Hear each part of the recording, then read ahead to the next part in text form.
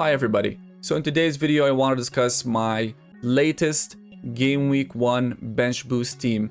Now I mentioned in my first ever video, the one I did about the bench boost, that I am using the bench boost because in game week 1 is the only game week where you have unlimited transfers and where you can play a chip at the same time. And so I thought, let's just play the bench boost, get it out of the way, that way I can pour more money into the starting 11 and not so much into the bench. In goal we have Kelleher, who's a 4.5 goalkeeper. Now generally I hate spending more than 4.5. I mean, unless there's an exceptional goalkeeper, but I don't think goalkeepers are getting that many points, so I think spending 4.5 is the smart decision in my opinion. You could go for Cells, of course, you could go for the other goalkeepers like Sanchez, who are good, and if your team structure allows that and you have the money, which by the way I do as well because I have 1 million in the bank, but I'll get to that in a second, then go for it. But I think Kelleher is a very good shot stopper. Now I know he didn't play the last game, the last friendly, but the manager did say that he left him out as a precaution. And I mean, we'll just listen to the press conference, and if he's out then we can easily change him. Either way, spoiler alert, but we do have Dubravka, of course. Similarly to literally everybody else playing the game, I doubt people won't have him. He's a starting 4 million goalkeeper. And yeah, so it's not the end of the world. But again, we of course will be watching the rest of the preseason games, and we will be listening to the press conferences. And Kelleher will most likely, will most likely become someone else if he is injured. Now moving on to the defensive line, I've gone for Chalobah. I think Chelsea were very convincing in the Club World Cup. They kept 3 clean sheets in 7 games, and one of these games was a final against PSG.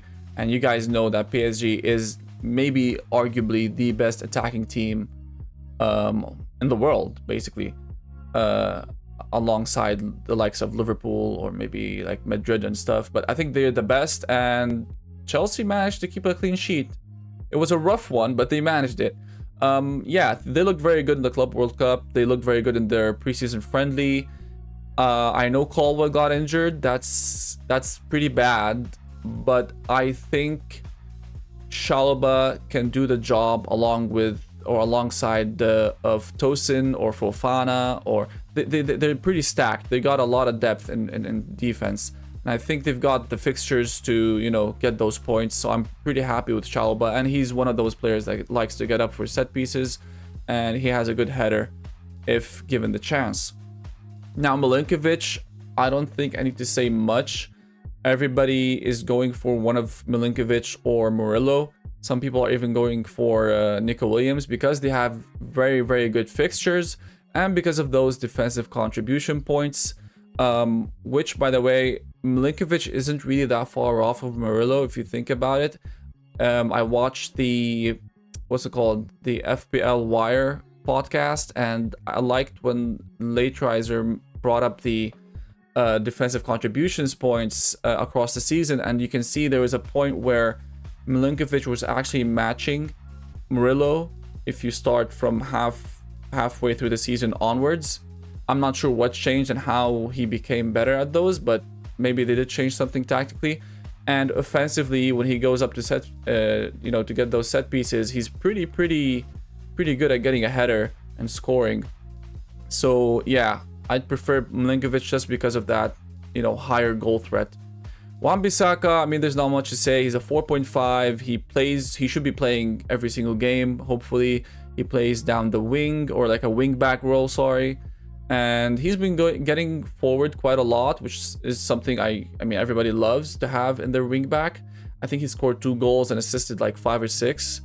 And I think the more he gets comfortable in that role, the better he'll do. And away to Sunderland is a good start. So I'm happy to have him. Now moving on to the midfield, we have Fernandes. Fernandes is the team's talisman. Okay, like there's not much to talk about when it comes to Fernandes, because he has it all.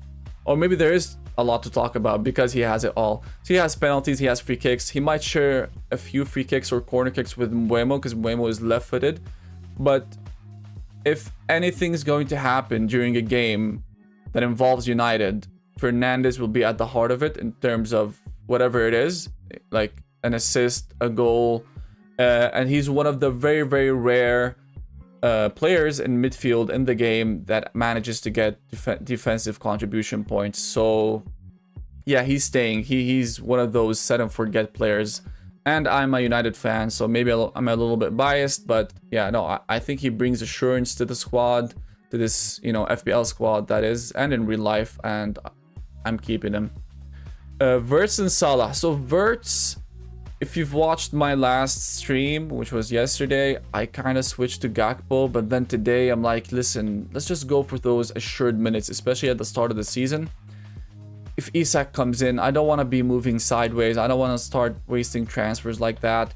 Wirtz's numbers are absolutely bonkers. He's a very, very, very, very good player, and he passes the eye test, the numbers test, whatever test you want to, you know, test him on. He passes it. So I'm happy with Wirtz. Salah, I'm not. What am I supposed to say? He's the FPL king. He holds the record for #1 and #2 of, like, you know, highest points scored. So moving on. He's definitely going to be my captain game week 1 and for most game weeks. Palmer, again, he's similar to Fernandes in the sense that he's the talisman, but he doesn't have those defensive contributions, which is not required. And Palmer is going to get the goals and assists, and that's more than enough.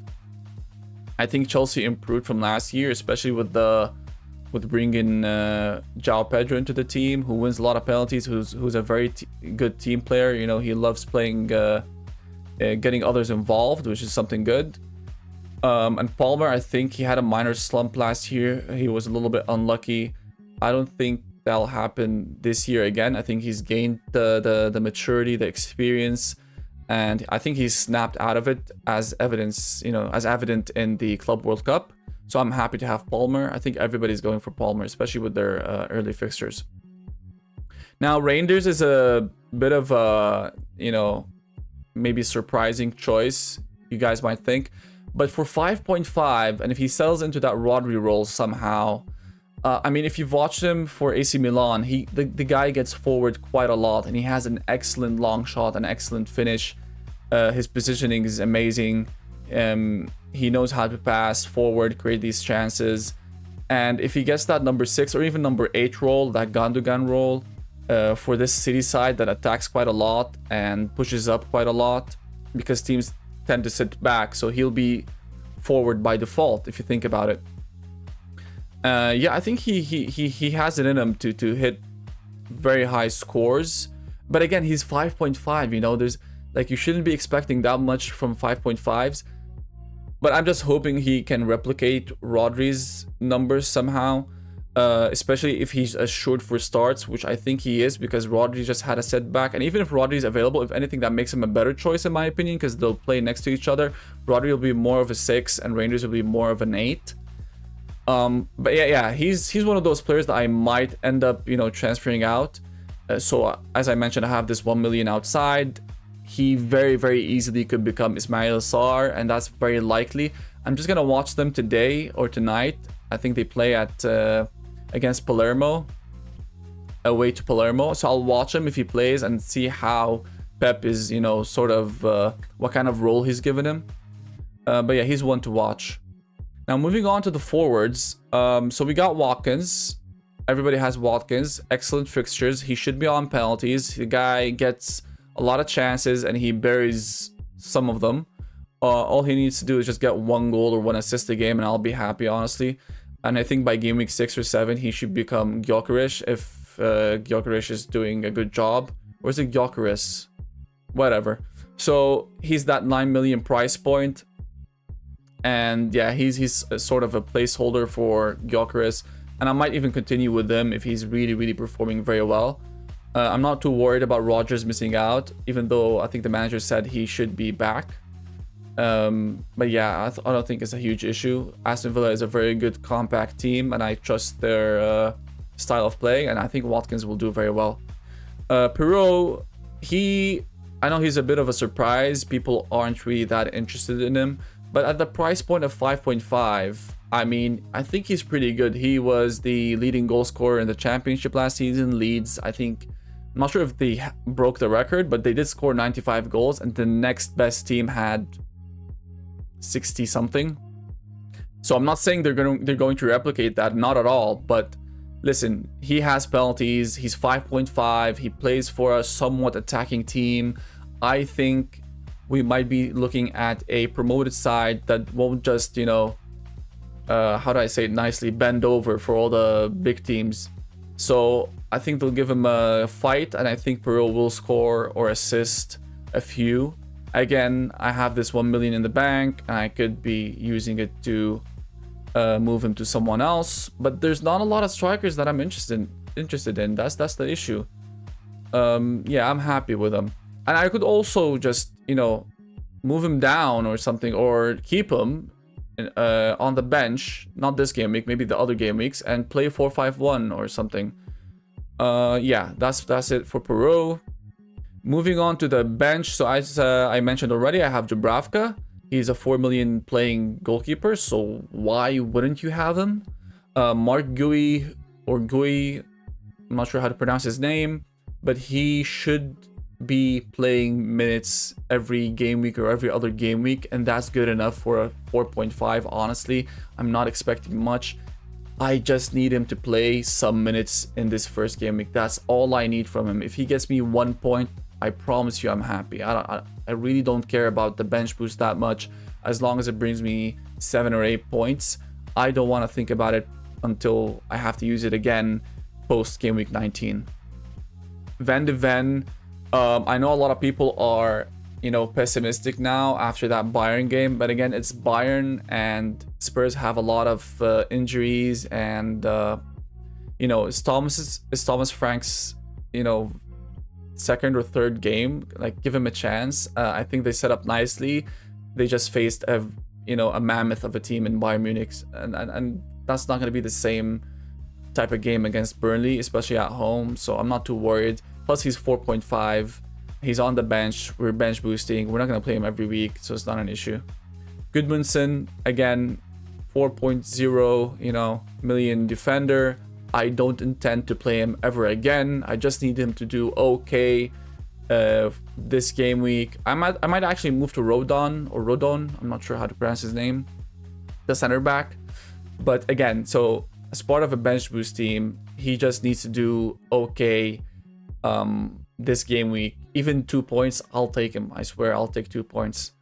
Sounds like I'll take any points. No, but honestly, if you think about it, let's say Dubravka gets 2 or 3. Gui gets 1, Van de Ven gets 2 or 3, Gudmundsson can get 2 or 3. On average, I mean, we shouldn't be too pessimistic, we shouldn't be too optimistic, but on average, is it fair to say 3-1-3-3 or 3-1-3-2 or something? So what is that? 6, 8, 9 points. 9 points is good. 9 points is good. I'm happy. Now imagine a return, then you're talking about 13, 14, 15 points. Yeah, I'm more than happy, honestly. So yeah, this is my team currently. It will likely change in some positions, like Reinders or Gudmundsson, or yeah, maybe these two specifically, but the rest I'm quite sure of now. Now we have, as I mentioned, the preseason games today and tomorrow, and there's the Community Shield and the Super Cup that has Spurs versus PSG. So we'll have one more chance to watch Spurs get annihilated, which would put us off of Van de Ven even more. But hey, it's more data, so let's see what happens. So if you got this far into the video, I'd like to thank you very, very much because you've watched till the end. And if you think, you know, this sort of content is fun, is enjoyable, please engage with the video, like it, comment, subscribe if you want more. I will be making more videos throughout the season. And yeah, that's it. Thank you so much for watching, and I'll catch you in the next one. Bye.